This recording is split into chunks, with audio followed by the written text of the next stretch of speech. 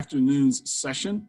The symposium is entitled Judicial Retention and Election in the State of Colorado. And we're grateful at New Hope to have the coordinating leadership of Dorothy Hayden Watkins, who leads our Community Affairs Ministry, who is on with us today. And I'm thankful to virtually host you all at New Hope today. We're glad to participate in this dialogue. And we at New Hope are so grateful to have with us such an esteemed panel of judges, amen, and persons who are in the state of Colorado and beyond, helping to uphold the law. Thanks be to God. And so we're grateful for it today, and even more so for the opportunity to have what we believe is a really important conversation in light of the environment in which we find ourselves today and of this critical election approaching us. We have so many issues, obviously nationally, but even locally. And we all are well aware that voting is very much a key to solving some of those issues. So we're so thankful today to have a chance to talk about judicial elections and retention in our state. So thanks so much for being with us, and just grateful to have you here at New Hope. I'm going to turn over. Yeah, thank you, Pastor Downing. Thank you, all of you, for having us here again. Thank you for welcoming us to your service this morning. I know some of us participated and it was wonderful. I dare say, as a professional trumpet player, boy, do I love the choir. It was fantastic. So thanks for the whole part of the service, and especially to me, the musical part touched my heart, and I appreciated it very, very much. I'm not going to talk very much because you want to hear our panelists, but I'd like to introduce this, that we're here on behalf of the Our Courts program, and I know many of you have know who we are. We've been at the church before, and I see Dr. Bailey, who's been kind enough to work with us fairly recently, so nice to see you again. We thank everyone at New Hope, in particular Pastor Downing and Dorothy Hayden Watkins, for your partnership and your support and all your help. These conversations are important. What Our Courts is it's not a separate entity. It's a joint effort of the Colorado Bar Association and the Colorado Judicial Institute, which is a nonpartisan, not-for-profit organization that promotes fairness, impartiality, and excellence of our Colorado judiciary. Now more than ever, it's very important that we teach people of the power that they have in selecting and retaining judges. This is a year where you're going to see a bunch of judges on your ballot. I'm not going to ask anybody to show their hands, but just give some thought to whether you're one of those many, many people that leave the judges blank on your ballot when you see those. Or maybe you're one of those people who vote no on all the judges all the time. About 25 to 30% actually do that. And a lot of people just don't understand how the retention and election, the selection and retention system of judges works. So this is just part of a continuing dialogue to help folks exercise the power that they have to participate in this process of selecting and retaining judges. We have a very distinguished panel, and I'm not going to, I could spend a long time introducing all of them, and I'm going to let Pastor Downing introduce two of your own members who are with us, but I'll introduce the first three and I'll turn it over. And I want to say, the last thing I want to say is we welcome questions. Although we wish we could be with you in person, we hope this is more of a dialogue than a lecture at you. Please open that chat box. I will monitor the chats throughout, and we're going to leave about 12 minutes for questions at the end. We welcome your questions on any topic. So anything we're talking about or anything else you want to talk about, this is a chance to dialogue. I think it's critically important for us judges to get out of our chambers and come into our community. And that's what brings us here today. And we are very grateful for the partnership and support from everybody at New Hope Baptist Church. So thanks for having us. So I will introduce the first three speakers, and then we're going to kind of go in order. And again, I'll turn it over to Pastor Downing to introduce your own members who we're delighted to have with us. First of all, we're going to have Justice Monica Marcus, who's with us, my dear friend and beloved colleague. Justice Marcus has been on the Supreme Court for about 10 years now. Prior to that, she worked for the Attorney General's office, and we met when she joined the law firm that I worked at way back when. Justice Marcus has devoted her life to promoting diversity, equity, and inclusiveness, and we're delighted to have you with us today. We also have Tyrone Glover with us. Tyrone is with the newly formed law firm, or relatively new, of Stimson, Stansel, LaBranch, and Hubbard. Tyrone was a state public defender before that. He is a force, not only figuratively and literally. He was a champion mixed martial arts fighter before he went into the law. And Tyrone is the president-elect of the Denver Bar Association, and he is a sitting member of the 2nd Judicial District Nominating Commission. He is on the commission that serves Denver, that is part of our selection process, and he'll talk about that. And the last person that I would like to introduce to you is Judge Don Toussaint, my dear friend. Judge Toussaint is currently a county court judge in Arapahoe County, and within the last couple of weeks, I am delighted to say that he has been elevated and just recently appointed to the 18th Judicial District Court bench, where he'll take that bench in January. Yeah, huzzah. So delighted to have you with us, Don. Pastor, let me turn it back over to you and let you introduce Judge Durancy and Judge Jordan. Thank you. We are grateful to have Judge Durancy and Judge Jordan with us today, who are New Hope members. Thankful to have the opportunity, particularly because, you know, they recently were featured in Essence magazine. Yeah. So what an honor and a great joy. I sent that to my mom, judges, just want you to know. So we're excited to have you with us today. Judge Claudia Jordan, in fact, is the first African-American female appointed to the bench in the state of Colorado. And so we thank God for her trailblazing legacy, who served the bench for 20 years, and upon her retirement recently, well, quasi-retired, upon her transition in career, was honored by the mayor of the city of Denver with Judge Claudia Jordan Day. And so we're grateful to have Judge Jordan with us. And we're also grateful to have with us Judge Jill Durancy, who is the most recent appointee of our governor to the courts, and comes with a tremendous background in climate action and awareness, which I'm grateful for, as all of us should be. Amen. And so we're excited to have Judge Durancy part of our fellowship as well, and honored that she is serving on the bench in the state of Colorado, and we know she will be a blessing to our state. So thank you both for being with us today. Great. Well, thank you, Pastor. So let me tell everyone what the plan is. We have each of our speakers are going to discuss different topics, and I'll introduce you all so you know when it's your time to go, about 8 minutes. And again, we've left about 12 minutes at the end for questions, but please do feel free to put in chats as we go. And if there's a reason to interrupt, I will interrupt the speaker and say we have a question. So first, I ask Justice Marcus to give us an overview of how the system works. Justice Marcus, please.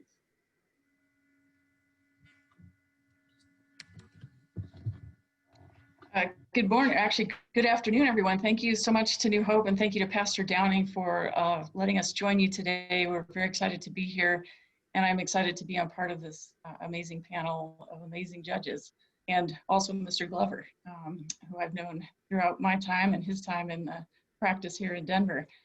Just a quick addition about myself. My family, La Familia Marquez, has lived in the San Luis Valley for 8 or 9 generations. So back when the state of Colorado was still Mexico. And my father ended up being the first Latino judge in Grand Junction back in 1984, and then became the first Latino judge on the Colorado Court of Appeals. So I was lucky to have a trailblazer in my very own family, someone who inspired me to enter the profession.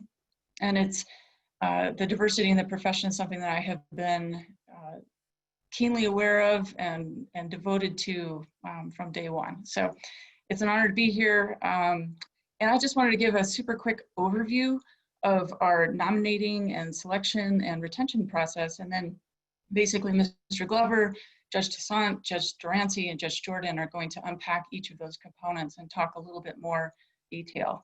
So when you stop and think about what we're looking for, what qualities we're looking for in any judge, I think we could all agree that we're looking for competence and intelligence, we're looking for fairness, we're looking for integrity.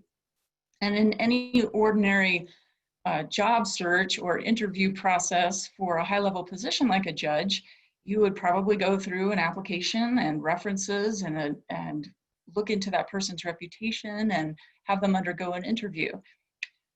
Colorado uses a merit selection process. We've had this process in place since the 1960s. This was put into our Constitution by the voters of Colorado.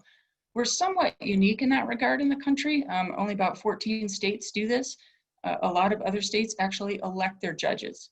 And judges actually run campaigns and raise money and in some cases even run on partisan tickets. We don't do that in Colorado. We have a merit selection process, and I'm just going to give you a quick overview of what that looks like. So Colorado has 22 judicial districts, and for each of those districts, there is a nominating commission that is comprised of citizens. Every one of those nominating commissions has 7 members, and by design, there are always more non-attorney members of those commission than attorneys. So there's always 4 non-attorneys and 3 attorneys. Who picks those folks? Well, the governor picks all of the non-attorney members, and then a combination of the governor, the chief justice, and the attorney general choose the attorneys who serve on those commissions. And then collectively, they try to balance that out so that there is never more than 4 members of any one political party.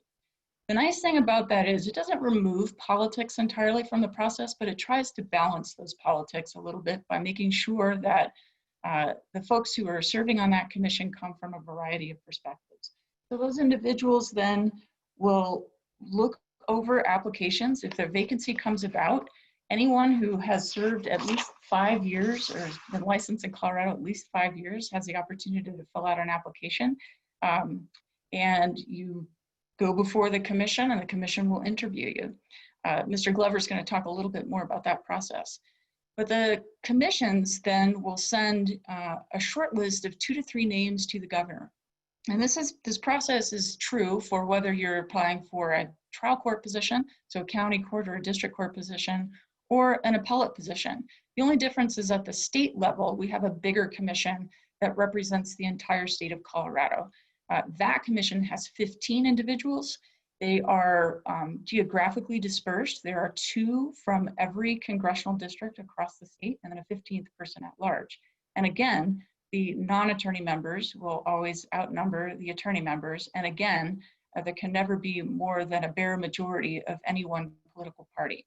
So again, it's all intended to be balanced. In either case, whether it's the state commission or a local commission, a short list of names of 2 to 3 names after that interview process is completed goes to the governor. And then the governor has 15 days in the Constitution, only 15 days to make a decision. So it looks very different than the federal process. And you may have questions about that. We can answer those later in today's discussion. But within those 15 days, the governor must choose someone off that list. The governor can't reject the list. The governor can't go outside the list.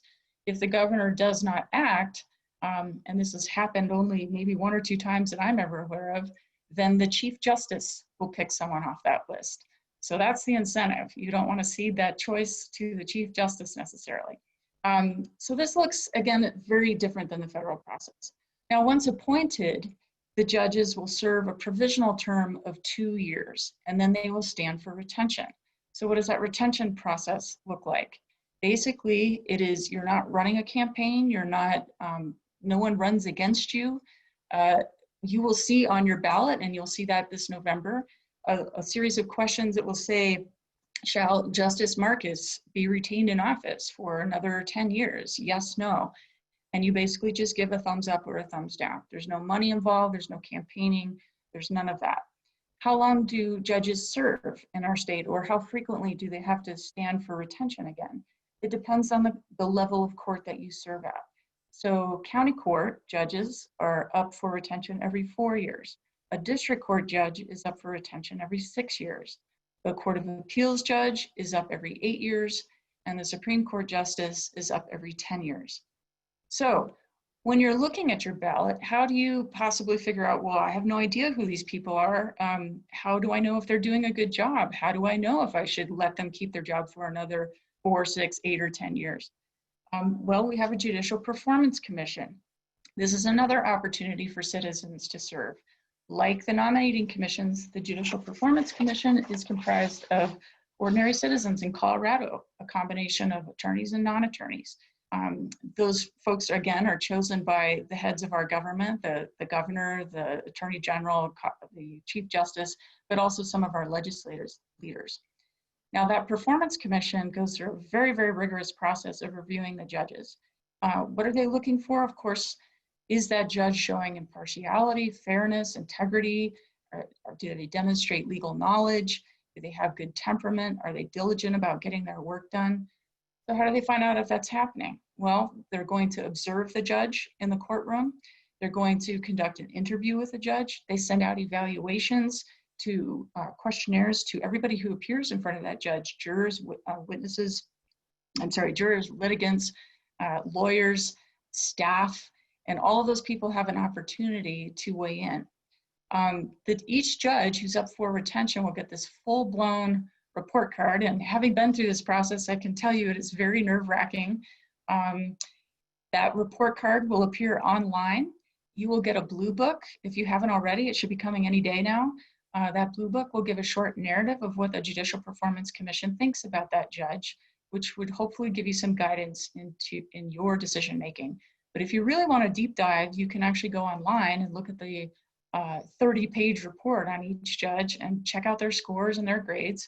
You would go to coloradojudicialperformance.gov, coloradojudicialperformance.gov, and that way you can find out a little bit more about each of your judges. So I'm going to hang it up there because I know Mr. Glover would like to tell us a little bit more about the nominating commission process. Thanks so much for being here today. We really appreciate your attention. Great, thank you, Monica. So that's Tyrone Glover. If he's on a nominating commission, address that. And perhaps, Tyrone, you might tell folks how they can get on a commission if they would be interested. Thanks so much, Justice, and thanks for the introduction, Justice Marquez. So my name is Tyrone Glover, and I'm here from the Second Judicial Nominating Commission. So the second is the City and County of Denver, Colorado. The first is actually Jefferson County, and then second is Denver. And I do the district court level. So within the trial courts, there's really two or three levels. The first level can really be broken up into two, I guess. The municipal court, the county court, and then the district court. Municipal court handles citations, county court handles misdemeanors, and then the district court handles felonies, as well as civil matters and also stuff that comes across on the domestic documents, so a docket like divorces and whatnot. So I handle all of the nominations that go up to the governor from the district court when there's vacancies with the district court.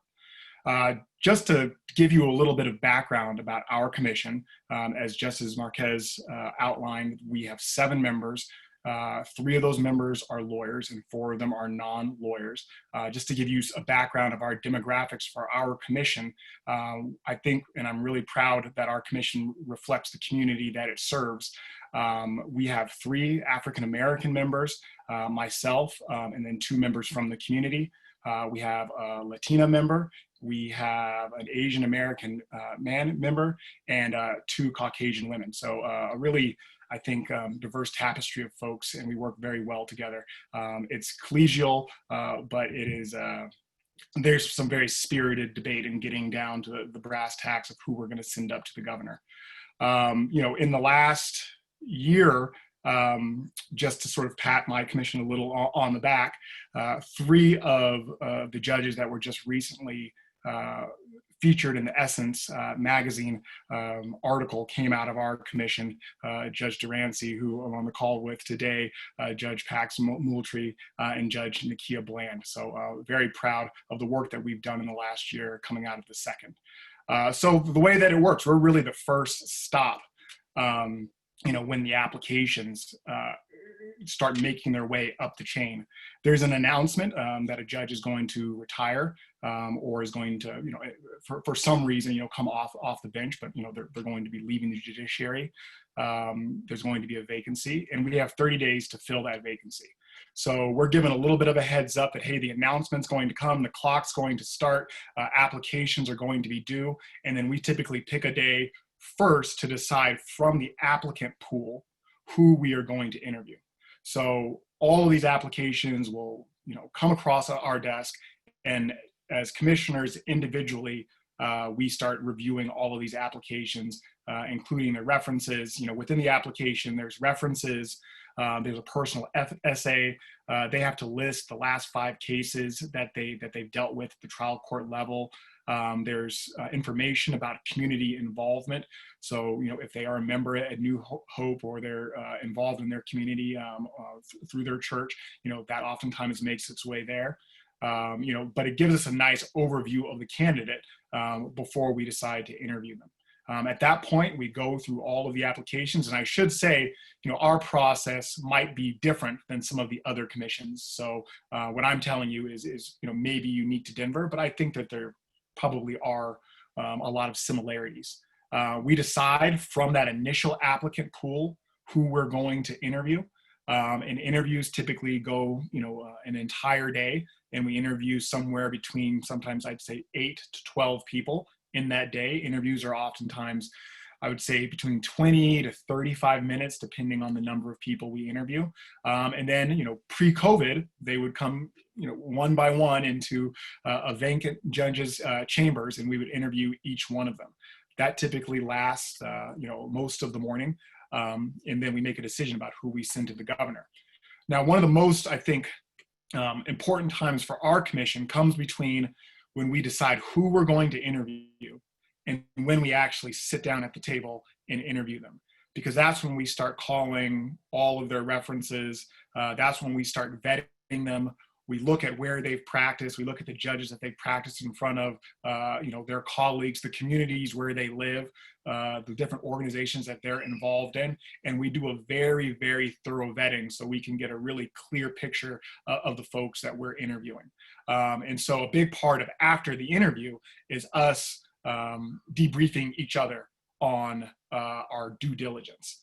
And so then we basically take what was in the application, which went into the decision-making process. And sometimes we do get feedback at the application stage, and that goes into our calculus. So we have the applications, we have feedback then, we have their actual interview, and then we have our diligence. And based on all of that, we deliberate and we decide who we're going to send up to the governor.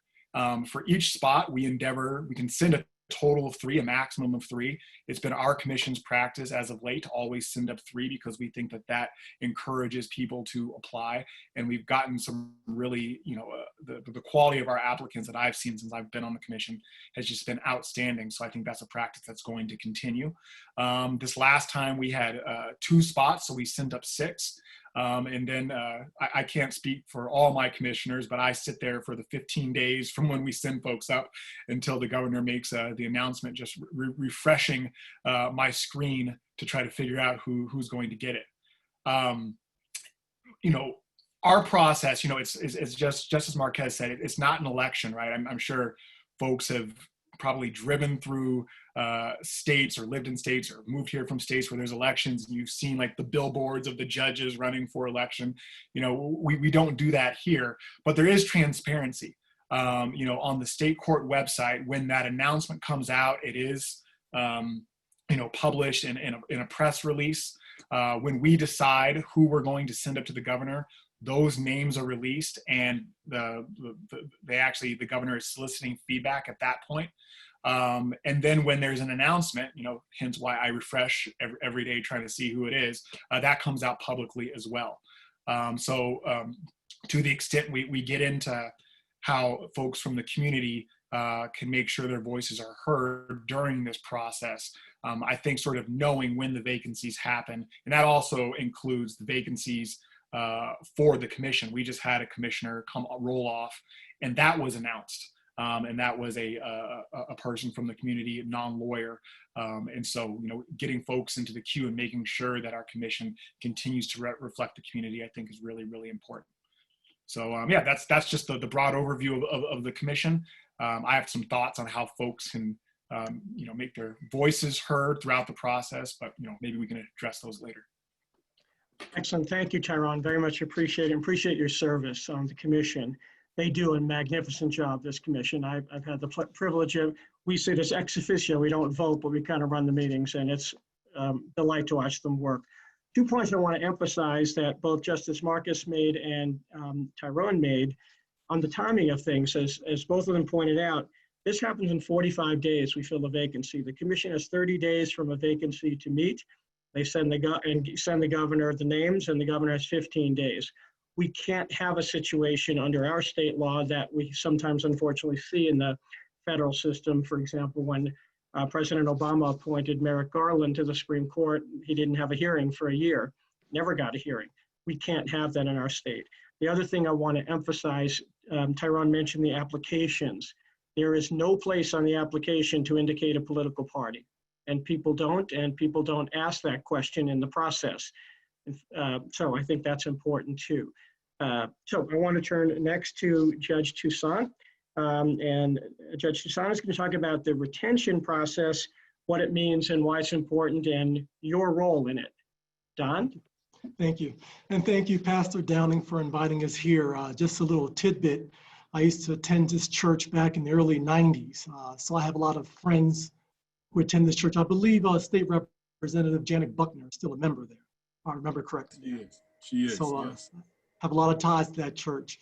Well, before I became a county court judge, I did sit on the Judicial Performance Commission here in the 18th Judicial District.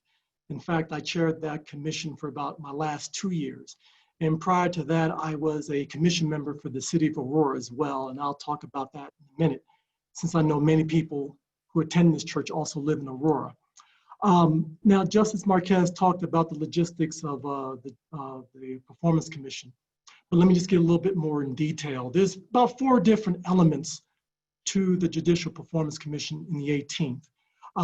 Well, to tell you what the 18th is, the 18th comprises of Arapahoe County, Lincoln County, Douglas County, and Elbert County. And there's 10 members of the Judicial Performance Commission here in the 18th, and I believe in all the other judicial districts as well.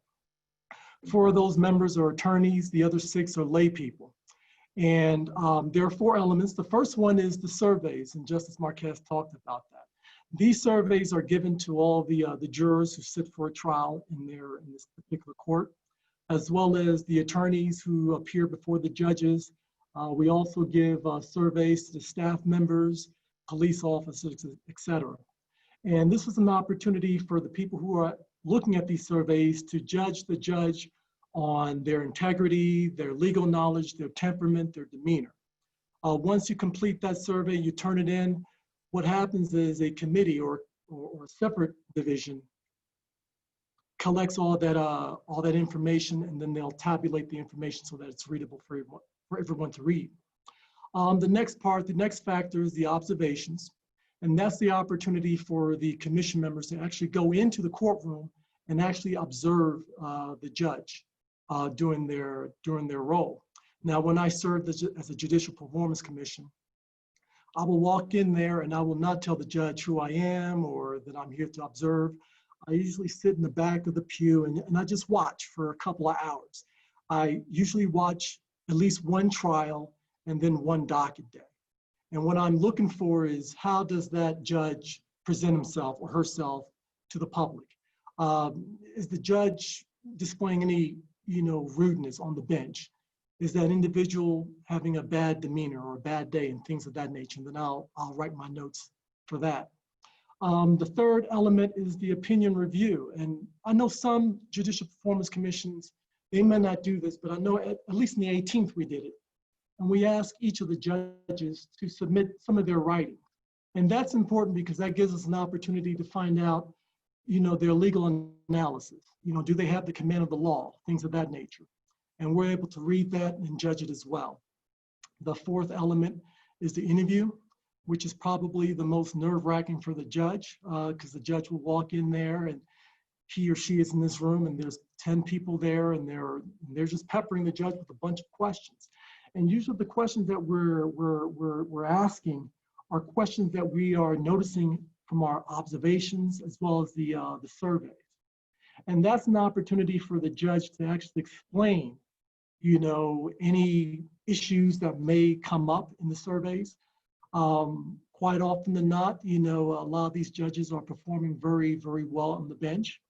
And we ask them questions about, how do they prepare? Do they take opportunities to mentor other judges who are new to the bench? I'm still relatively new in the county court. I've been on the bench for about 1.5 years, year and 8 months actually, and I have a mentor. And I haven't gone through the Judicial Performance Commission yet because I have to sit on the bench for 2 years. Well, obviously that won't happen because in January I'll be moving on. But I do have my mentor observed for me, and this mentor picks apart what I'm doing right, what I'm doing wrong. Also, the judge can ask SCAO to come up and actually videotape them. And I've done that once, where a videographer will sit in the back and just videotape me. And, that gives me the opportunity to watch me perform. And, one thing that I notice about myself, that I usually have my head down reading, as I'm talking. So by watching myself in the video, I'm very cognizant to look at the individuals in the eye and try to express myself face to face instead of my head down. The judicial performance process is very, very substantive. It's very important. Unlike some states, I know like Texas and Florida and Oklahoma, they don't have the retention process that we have. They tend to actually physically campaign for their jobs. Our system is very different. We do have the 10 members and they'll do the job for you. And they will tabulate the scores and they will give a narrative on the blue book. Now, I know a lot of people, when they read their blue books, sometimes they'll just skip it. They don't know the judges, some of them don't even care, and they'll either say vote to retain or vote no. I will implore that you read it very carefully because it's very important. And the 10 commission members, they spend a lot of time and energy making sure that the voters have enough information to make an informed decision. I know a lot of people say, it really doesn't matter, and it does. What the Judicial Performance Commission, what they do and how they rate the judges and how they determine whether to vote to retain or vote to not retain is very important. I know for a fact that a lot of judges who go in front of the Judicial Performance Commission, and it turns out that they're lacking in some skills, and for some reason, the Judicial Performance Commission is voting not to retain. A lot of those judges, they take that opportunity to walk away from the bench and just resign. A lot of them don't, and they stand for retention. And I can tell you the last retention period that we had, I believe, and Justice Gabriel, you can probably verify this, but I believe 2 or 3 ended not being 2. And one of those individuals came out of the 18th. So the information that you do read in that blue book is very important, and people actually read it. And they take that into very serious consideration when they make their votes come election day. One last thing I like to note is the commission members, they're always looking for volunteers to sit on the commission. Like I said, I sat on the Aurora Judicial Performance Commission and the 18th. You could talk to your state representative or your state senator, or even go on the website, Colorado Commission of Judicial Performance, and see if they have a vacancy open. If there is a vacancy, just call or email your state representative or your commission member and ask to see how you can be involved in that process. Diversity is a big issue in many of these commission members. I know in the 18th, when I was there, it was only 2 African Americans. Right now it's just 1. And I believe there's only 1 Hispanic individual. So we can have more diverse commission members involved in this process. I know, like for the nominating committee with Tyrone Glover, at least in Denver, is very diverse, and we would like to see the same thing here in the 18th. So Pastor Downing, thank you for the opportunity to present to your group, and I'll turn it over to Justice Gabriel. Thank you very much, Don.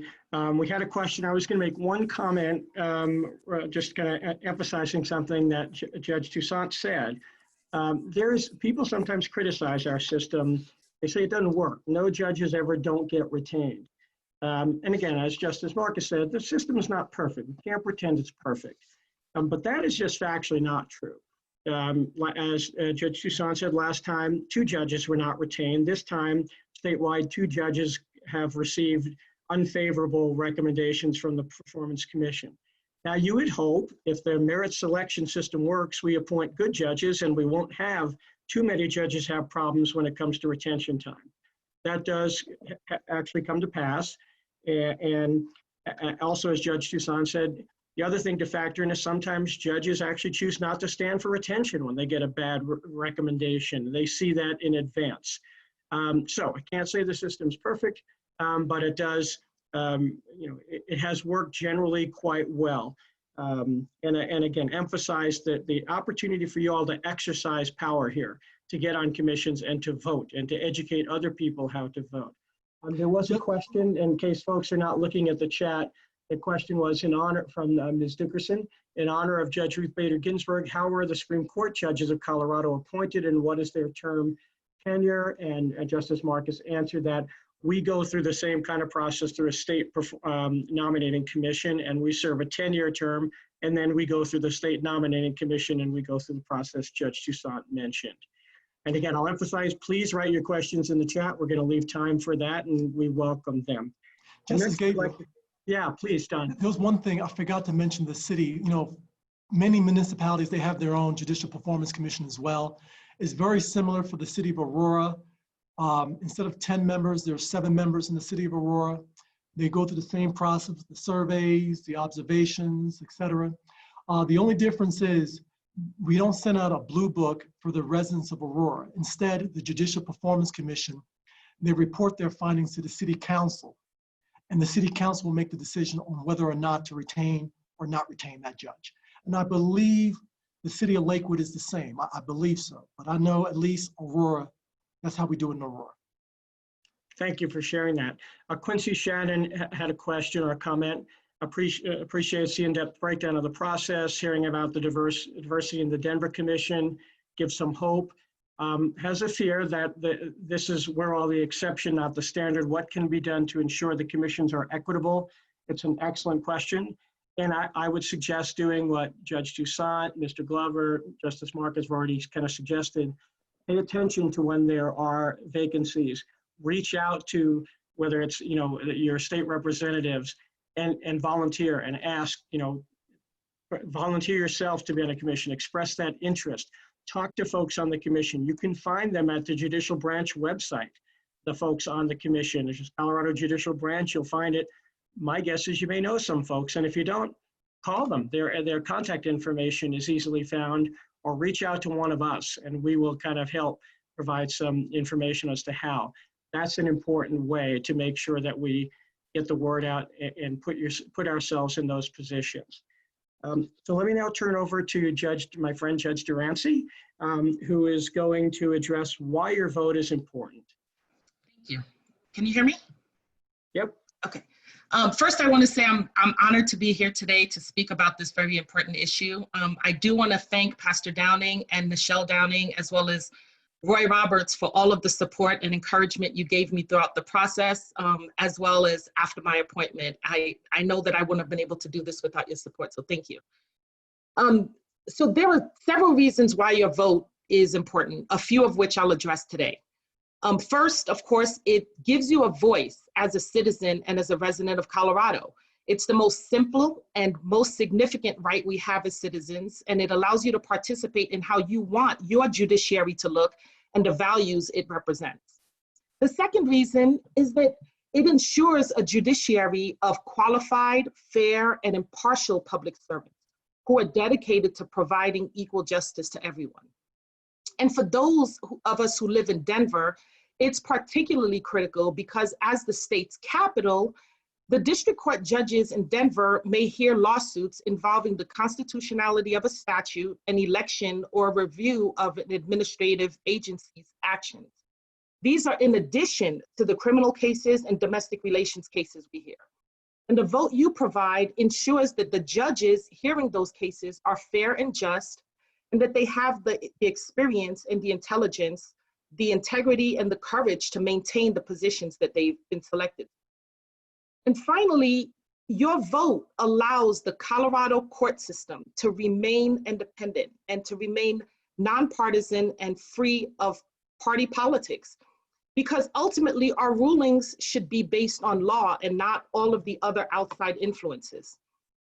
As mentioned by a few of the other presenters, there are often debates about how other states elect their judges and how those judges become candidates and are, they're allowed to advertise and fundraise and accept donations to run campaigns, and they're subject to the same treatment as regular and ordinary political candidates. But here in Colorado, we're not tied to any party. We're judged by the work that we do, not by decisions made by others, which are then attributed to us. So we're not tethered to partisan politics. It's critical that your vote reflects your position on individual judges, those who follow the law, those who value the integrity you seek in a leader as an impartial decision maker. Your vote decides whether judges should remain in office for another term. And this is the heart of the merit selection process and the merit system. So in this regard, you too are judges. You're judges of our skills, our experience, and our performance. You evaluate whether or not the work that we do lives up to your standards. And your vote holds each and every one of us accountable and responsive to the people and the communities where we live, and it demonstrates the significance of your voice throughout the judicial process. And this is why these are the top 3 reasons I believe that your vote is so important in our judicial retention elections. Now, I'm going to turn it over to Justice Gabriel, and next Judge Jordan will discuss with you how you can participate in the retention process. Thank you, Judge Drancy. That was wonderful. There are a couple more questions, and since I'm monitoring the chat here, I'm kind of jumping in to answer the questions, but please, any member of the panel, jump in. 2 more questions, one from Ms. Reynolds. Is there a number of votes, percentage of votes required for the judge to be retained? It's a simple majority, 50% plus 1 vote is how that works. And then Ms. Donna has asked, when a judge has a negative impact on the community and demonstrates racial partiality, what would be the process to ensure the judge is not retained or is removed from office other than a public vote? There are a couple things that people can do. One is you can actually contact the Judicial Performance Commission and indicate your view. If you have not received a survey and been given that formal opportunity to weigh in, you can yourself contact the Performance Commission and indicate your concerns, and that is something the Performance Commission would take seriously and investigate and raise. I would say, I'm not suggesting we necessarily do this, but people can, there have been on occasion campaigns against judges. As Judge Toussaint, I think Justice Marcus mentioned, we are not allowed to campaign when we stand for retention. There is an exception. If there's a campaign against you, you are permitted to respond. That sometimes happens, so that's another way. And the last way, if there is something that the judge has done that is unethical, that violates rules of judicial ethics, there is a judicial disciplinary commission where you can also reach out to them and register a complaint if that's an ethical issue. I will tell you, there are people who if they've been unhappy with the result in a case, will reach out. That may not be an ethics violation. Your better approach might be the Performance Commission. But if there's an ethical violation, you can actually reach out to the Judicial Disciplinary Commission as well. I will tell you, there was a federal judge some years ago who was removed from office. There were some complaints registered. That whole thing started with a citizen complaint to the Federal Judicial Disciplinary Commission. So again, that would be another way to do that. Mr. Glover has been kind enough to put in the chat the links to the Performance Commission and the complaint form. Thank you for doing that, Tyrone, much appreciated. And then Ms. Dickerson says, want to recognize the Black female judges in the recent issue of Essence Magazine. Do you have anything you'd like to share that is not on the paper? And a couple of you are here. Why don't we save that one for the end, because I want to give Judge Jordan a chance. So promise you, Ms. Dickerson will come back and give Judge Drancy and Judge Jordan a chance to say more. So I'm delighted now to ask Judge Jordan if you would kind of address how you can participate and anything else you'd like to address.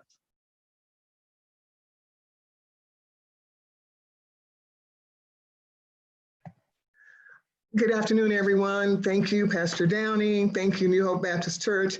And Dorothy Hayden Watkins, thank you for the invitation. And Justice Gabriel, thank you again. I guess I'm kind of like Betty Wright. And for those of you who don't know who Betty Wright is, I'm kind of the cleanup person because everyone has talked about everything that I would like to talk about. How do you participate?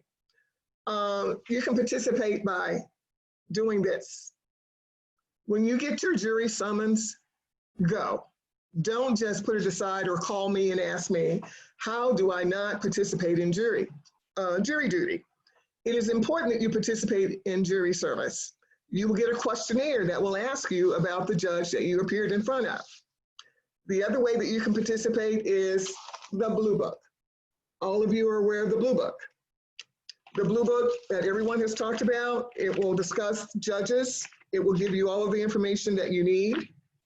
And if you feel like you need additional information, our courts are always open.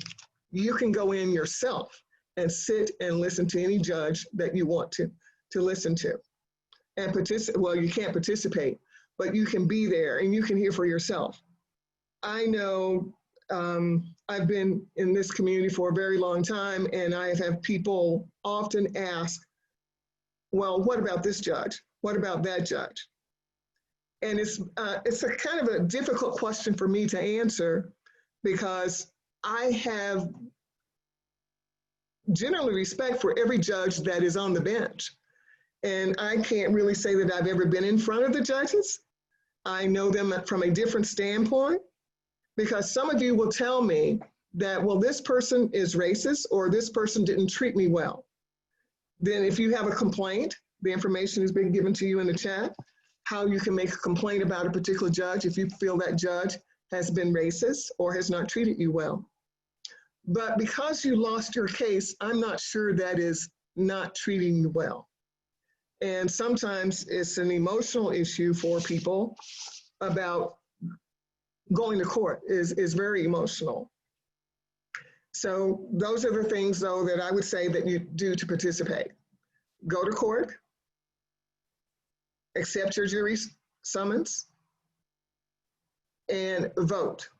Those are the way that you participate. And Mr. Glover has told you how you can participate in becoming a member of the commission. The Committee for Judicial Performance is also a way that you can participate.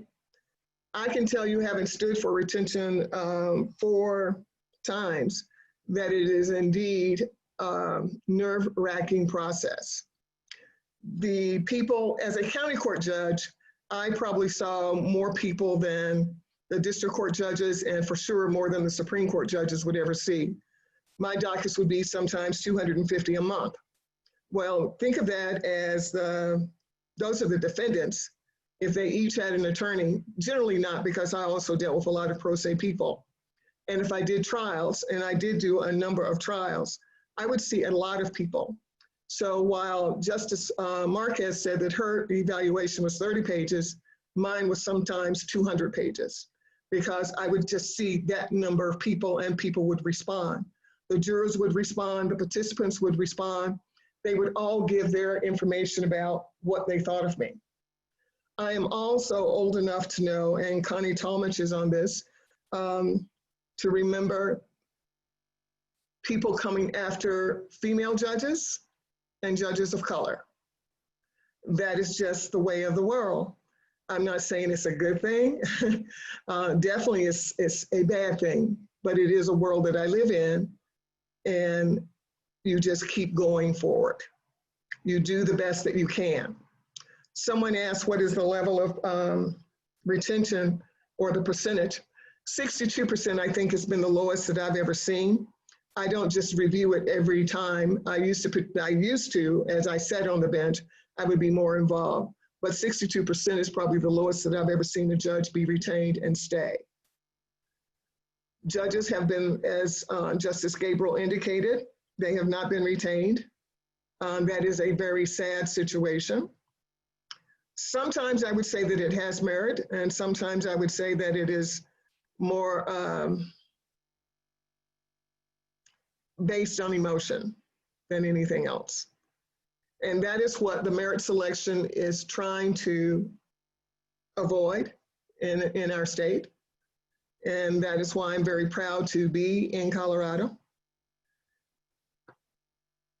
And I don't know what else to do to tell you how to participate, but you can do it every day. You can go to court, you can listen, and you can help. And in terms of facing the Judicial Performance Commission, that is nerve-wracking as well. In addition to getting your evaluation, you also have to self-evaluate. That part has been good because it does require you to sit back and say, okay, well, maybe I can do this better. And I heard Justice Chassan say, yes, what he observed was that he would look down. Well, I didn't observe this, but someone told me whenever I had something that I really didn't want to say, I would grab my temples. And I would go like, oh man, how am I going to say this? What am I going to say? How can I say this and not sound like I'm just absolutely crazy? So if you saw me grab my temples, you kind of knew which way I was going to rule. It wasn't going to be good. But anyway, I had fun. I had a wonderful time. And is there anything that I would want to say about the Essence article? Yes. Jill is like my baby. I knew Jill from when she first appeared in front of me way back in the day when I first was on the bench. And so it is just like full circle. It has come around and I am so proud of her. I'm proud of all of the ladies, but Jill is just like my baby.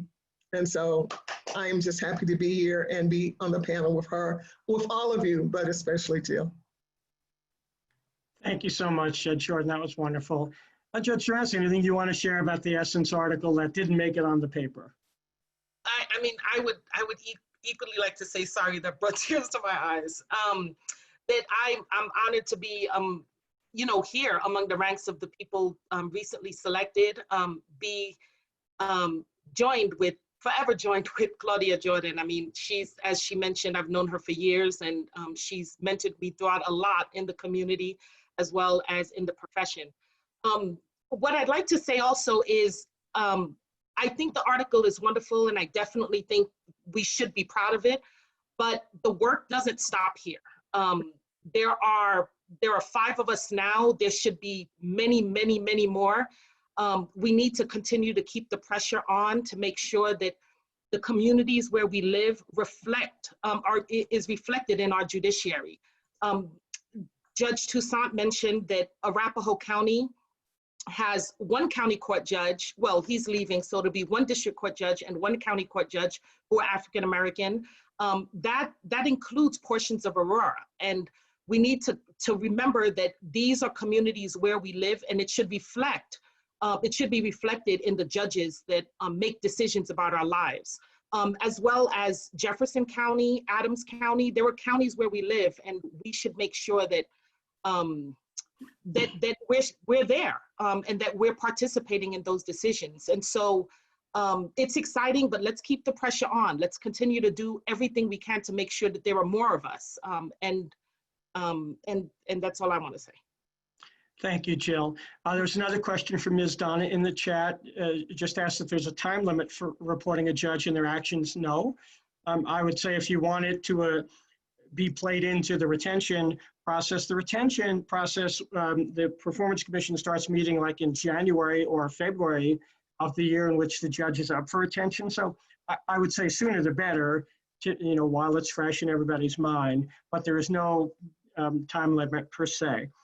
Another issue I wanted to just kind of mention, when judges get a poor performance evaluation, interestingly, what you see is more often not an issue of the judge's lack of intellect or lack of knowledge of the law, it's temperament issues.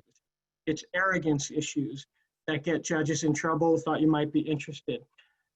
Judge Jordan correctly pointed out the issues where you've seen women get disproportionately negative views. I'll say this, it's very crass and I don't mean it that way, the B word getting associated with a woman who's a strong, powerful advocate, and a male judge doesn't get the same thing. There are implicit biases, and there is some training that happens. And I'd ask Justice Marcus to talk about, she's kind of spearheaded a video to help train commissioners, and people might be interested in that. So if you could ask Justice Marcus to address the training we do to deal with these biases, that'd be great. Sure, and the training video that Justice Gabriel just referred to is actually a training video for the nominating commission, not so much the performance commission. But one of the things that I was seeing as Justice Gabriel mentioned, each of the justices, when we go around, we actually chair these district nominating commission processes. We don't have a vote. We just step in and run the meeting and greet the candidates and make sure the process runs fairly. I had a couple of experiences where a candidate would leave the room after the interview, and on a couple of occasions, a commissioner would say something like, "Wow, he just looks like a judge." And I can promise you that that candidate did not look like me or Judge Jordan or Judge Durancy. And what that showed me was that commissioners sometimes have this idea in their mind, conscious or not, of what a judge looks like. And that is not necessarily reflective of all of our diversity. So when we set about revamping our training commission video, talking about here are the things that you want to look at, the qualities you want to look for, here are the processes and the application fields and interview questions you might want to consider, we very deliberately populated that video with a huge range of very diverse judges as well to relay that training. So judges who look like me, judges who look like Judge Durancy. And in order to show our commissioners who are undergoing that training who looks like a judge, that I look like a judge, that Judge Durancy and Judge Jordan, as well as Justice Gabriel. We all are judges. So we've been trying different ways to work on that. And then we've also, just this year, hired a new head of judicial diversity outreach, Sumi Lee.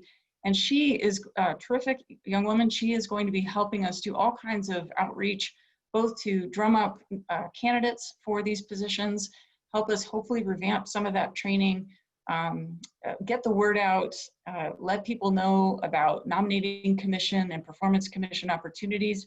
She is going to be revamping a website on the court's page that will sort of consolidate and collect all of that information in one place, so that if you're interested in joining a nominating commission or performance commission, you can go to that one website and see what the openings are that are available. Great, thank you, Justice Marcus. And I'd also say, I know that there is training that happens for the performance commissioners as well. And they are alert to, you're going to get comments from disgruntled litigants who will, and it'll be very obvious that that's where the comment comes from, as well as the, frankly, sexist, racist kind of comments that they'll see. And the commissioners, I know, discount those. And they are trained for that, and they see the outliers, and they'll pay attention. That's not to say there still isn't implicit bias and there's room to grow. But all I can say on that is they're attentive to it, and they do receive training on it. And how do we fix it? We call it out. We get on commissions and somebody on there says, this is ridiculous, and calls it out. So we started just a little bit late, so I think we have just a few more minutes. I don't want to keep people on their Sunday too long. Any other questions for anybody? You can unmute yourself and shout it out, or go ahead and put it in the chat. Yeah, so a couple of questions came to mind. Something Judge Toussaint said about the retention process in Aurora, I wanted to ask. Judge Toussaint, did you say that the Aurora process goes back to the city council? Yes, it does. Everything else is the same. The surveys, the observations, the opinion reviews, as well as the interviews is done by the 7-member commission. And then right afterwards, what they will do is they'll create a report of each judge. And then they will give that report to the city council. And during the retention period, that's when the city council will deliberate, and then they will decide whether or not to retain or not retain that particular judge. Obviously, the people of Aurora, if you live in Aurora, I don't want to say you don't have a say in it, but you can call or write your city council person and let them know how you feel about that particular judge. So when they do their deliberation as a group, that particular city council member can bring that up during that meeting. But it's the 10-member city council who actually makes a decision whether or not to retain or not retain that judge. And is that the same for Arapahoe County? No, Arapahoe County is where I'm at, and that's what we've been talking about this morning. So Arapahoe County, you go through the process, and then you'll get the blue book. So it's just Aurora then? It's just Aurora. I believe, I'm not 100% sure, but I believe the city of Lakewood has the same process.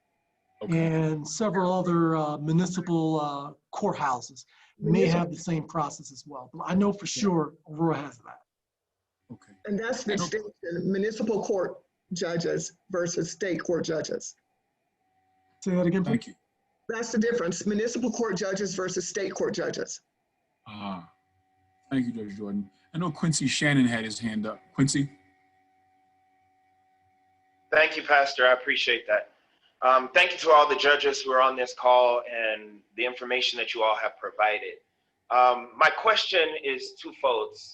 This week, there was information that came out around different protesters in Denver, Colorado being charged with different charges around protesting. And from somebody who has been on the front lines, it's a scary thought to know the different ways that charges can just come and just be put out there in the way that they have. My question for you all, especially since there's somebody from the judicial district where those charges came from, is how is the information that you guys gave on this call given to the general public? Because I don't think a lot of people are aware of this process. And I would love to find a way, instead of just being afraid and upset with you all or with the system, to find ways to work together to make sure that we're giving information to people about if they feel their rights or other things have been violated, to make sure that we're able to find a process within that. So my greater question is around, what are we doing to make sure the information that was given on this call is given to a greater populace? What are ways that we can work together to make sure we're either going into schools or working with individuals who are on the front lines to make sure they know their rights? And just knowing, I just want you to hear from me as somebody who is in this system, that I'm afraid of the system. Like, it's scary to go in front of a judge. So as you were talking about, like, rubbing your temples and like a bad topic coming, like, that's scary. Like, it is, I throw up when I think I have to go by a courtroom, not even go in a courtroom. So I think having ways for us to have more dialogue with a populace of people who don't feel comfortable and or protected by the system is a very valuable thing. And I just look forward to your answers. So I'll jump in on that. Thank you so much for the question. In terms of the scary to be in front of a judge, I get that. Most people's experience with a judge is their traffic ticket or their divorce, you know, and they don't see this. That's one reason we're here. When judges get out of their chambers and in the community and you meet judges, you see we're human with all of our faults. And I think we need to get out more. That's one thing this Our Courts program does. I am very honored to say in our 13 years Our Courts, the program's existed, we have done over 600 presentations, over 20,000 people around Colorado. We have a website. We have produced written materials that have been placed in public libraries, brochures. We have circulated a kind of one-page brochure about this process. We speak everywhere we can. In terms of young people, we have created a program for schools where students actually play the roles of nominating commissioners and interview their fellow students who play the roles of judges so they can see how this process works. And when we go into the schools, we are now working with several members of this church. Selena Dunham is chairing a youth outreach program to try to figure out ways and brainstorming ways to get into, to present role models for young people and to teach them about how the system works. So we're trying that as well. And we can use your help. I will say to every single person here on this call, if you work with an organization and you'd like somebody, one of us or somebody to come speak, we're there. We would like to do that. And we, of course, cannot take political positions as sitting judges, but we can certainly educate people about the process. And so just kind of getting word out. We've tried written materials. We have just recently created some public service announcements that are on our website on your website as well. Pastor Downing actually recorded several of them, and I hope you'll watch that and pass those on to people. So how do you educate people? Word of mouth and just talking this up and spreading that word. Don, I think you had a comment. Yeah, you were waving. I'm to your left, so when you point this way. Oh, gotcha. Well, hey, Shan, I think we met a few times, so Yeah, we have met a few times. How you doing, sir? Doing well, doing well. Now, there are a few judges who are also doing some initiatives as well. Judge Adam Espinosa, he's doing an initiative currently in addressing some of the issues that you're talking about. I know the late Judge Wiley Daniel also had his initiative. I am also working on a project with Justice Marquez. It's called the Initiative for Criminal Justice Integrity. We've been working on this project for this entire summer. We're hoping to launch it hopefully by the end of October, early November, which will address some of the issues that you're concerned about. We are reaching out to some of the churches. For example, I did reach out to Colorado Community Church in regards to this initiative. The Black Ministerial Alliance, I talked to them this past spring. Once we get this initiative up and running, I'll be sure to reach out to your pastor and yourself to see if you can come on board and we can have a dialogue about this. In specific, if you do have an issue about a particular judge at a courthouse, you can always talk to the court administrator. I don't know if you know Dr. Zelda Du Bois. She's the court administrator in the city of Aurora. She's great. She's an African-American woman who's been there since, I want to say 25 to 28 years. You can talk to her. Her name is Zelda Du Bois. You can also talk to any court administrator in any district and talk about your issues about that particular judge. And that court administrator can give you more resources in regards to who to contact about filing a complaint, things of that nature. One last thing, I know for me, I'm pretty open. So I always welcome people to give me feedback. During trials, after the trial, I always interview the jury for about 15, 20 minutes. And I ask them, how did I do? Was there anything that you thought was good or bad? Is there anything that I can change? And I always tell them at the end, you want to fill out that evaluation. And the reason for that is a small number of people fill out that evaluation. So the judges' scores tend to be skewed. So if you have a small amount of people filling out the evaluations, their numbers may be skewed. So I want to have as many people to fill out these evaluations as possible so that the public has a broad range of people who are judging me. I prefer to have as many people as possible than just a few. So, and one last thing, I know the state of Colorado, I forgot the lady's name, but she's in charge of the commissions, the board and commissions in the state of Colorado. And I know she's been doing presentations around town. I forgot her name, but I know who you are. I'll send you that email of her. And you can probably ask her to come to your church, and she can also give you information, not just about judicial performance, judicial nominating committee, but hundreds of other commissions and boards that you can join to get your feedback on what's going on in the government. Okay, thank you, Judge Toussaint. There are a couple of other questions. Ms. Donna asked about the Supreme Court. The Supreme Court decides the cases it wishes to hear, and that's called a petition for writ of certiorari, fancy words that just mean, asking us to take a case. And Ms. Donna asked, essentially, how many justices does it take? It takes 3 votes for us to agree to hear a case, not a majority of the court. And we meet and we discuss those as they come in. Every week we have discussions about those. Ms. Reynolds asked, why a varying selection and retention process across the state? I think I understand the question. So there are different court systems in the state. The municipal courts have its own system. All the state judges go through the system we have talked about. And then the federal system is a completely different system. So it's just different court systems. In terms of the different lengths of time, why is it county court judges are retained every 4 years and district judges every 6, et cetera? I've never heard a clear answer to that. I actually said, I've heard 2.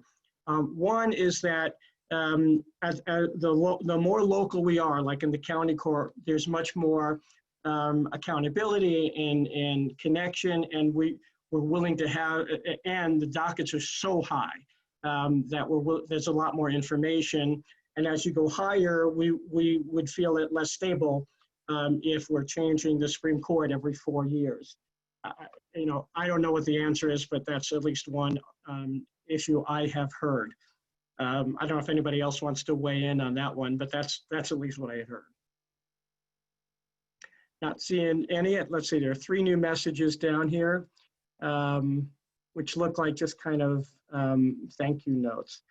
Any last questions? We're now further over the time. Pastor Downing, I'll turn it back to you. So Judge Gabriel, I know we're over our time, but I think it would be remiss if we didn't ask one of the judges to just offer a note about the passing of Judge Ginsburg and just maybe, what the process is supposed to look like in terms of appointment.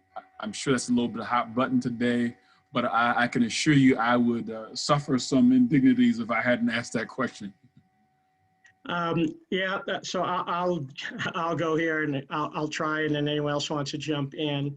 And so I'm in the Jewish faith, and I'm pleased it's our high holidays here. And in my synagogue, the rabbi actually began with a tribute to Ruth Bader Ginsburg, which I was very touched by. And we do a mourner's prayer, and he actually added her to the list of people for whom we mourned. So has the process, I think it, and I have to be careful because I can't make political statements. I think just factually, anyone would agree the system has changed in the federal appointment process over the last number of years. It wasn't that long ago. I think Ruth Bader Ginsburg's vote when she was put up and nominated was something like 94-3 or some high number. Or Senator Orrin Hatch, who was a conservative Republican, was one of her biggest supporters. I think Justice Stevens was unanimous, and now it has become far more political. So how the Constitution says a federal court judge or a Supreme Court justice is nominated by the president and under the advice and consent of the Senate. I think what the founding fathers envisioned was the president nominates somebody, and the Senate has a prompt hearing and votes, and the judge moves on. It was a novel place where we were when President Obama appointed Merrick Garland, and there's no hearing for a year. To my knowledge, that had not happened before. I think it's fair to say that the framers didn't envision something like that happening. And now, of course, we're all reading this factual. We're reading in the papers all of the many senators on the Republican side of things who said, we've got a new rule now. Now, in the president's last year, we're not going to vote, we're going to let the next president in the election. And they said that 2 years ago, and now folks are changing their mind, and the Democrats are yelling about that. I don't know what's going to happen, but the process right now is the president, and there is history for the president nominating someone at the last minute and getting a vote. And I think that did the world change and the rules change 4 years ago? We can debate that.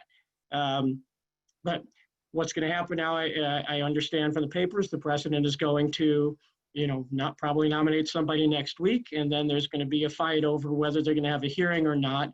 What's supposed to happen is the American Bar Association will review credentials and make a recommendation.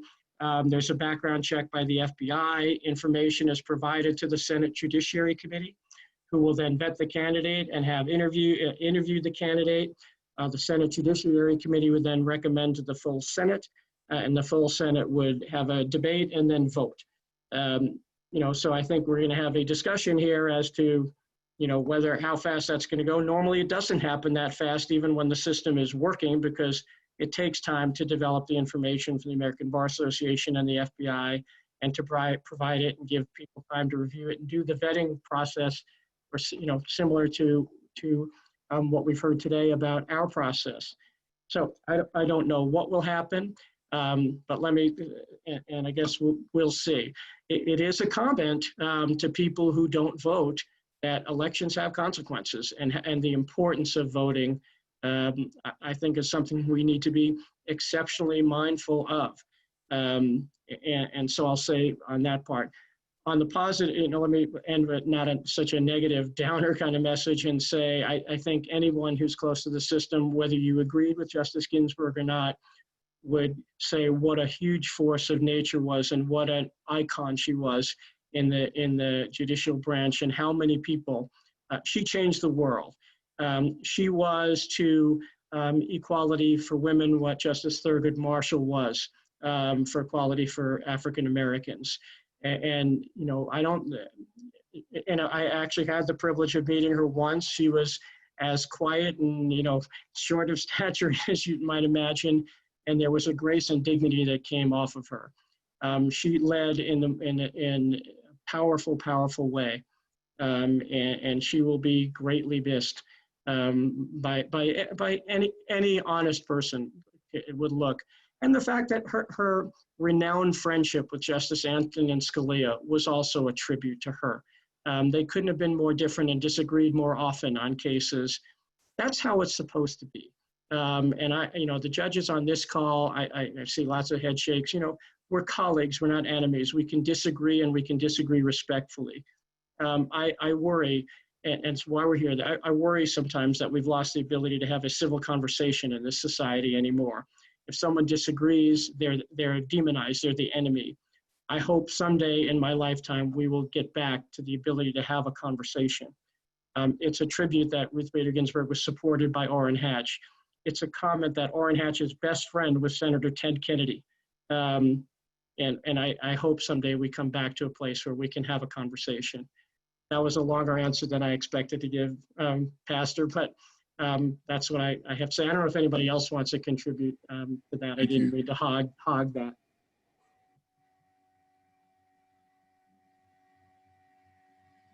So not seeing, there's some comments or thank yous and information in the chats. This will be available. It was recorded, so I hope people will look at it and pass it on to friends who couldn't be here today. Let me just say on behalf of our courts, I want to thank from the bottom of my heart all of our panelists today.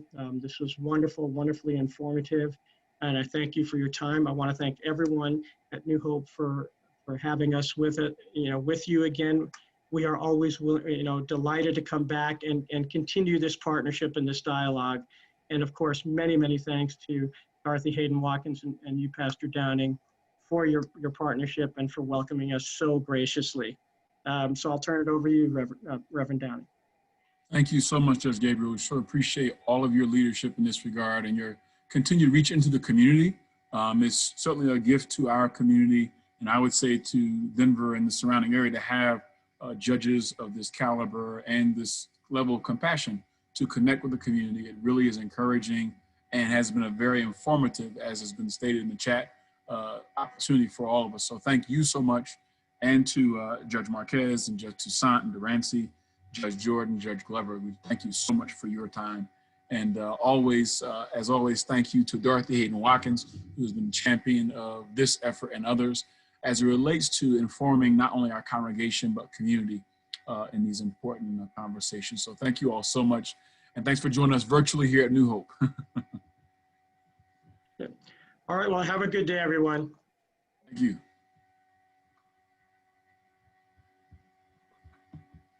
Good evening. Mm-hmm.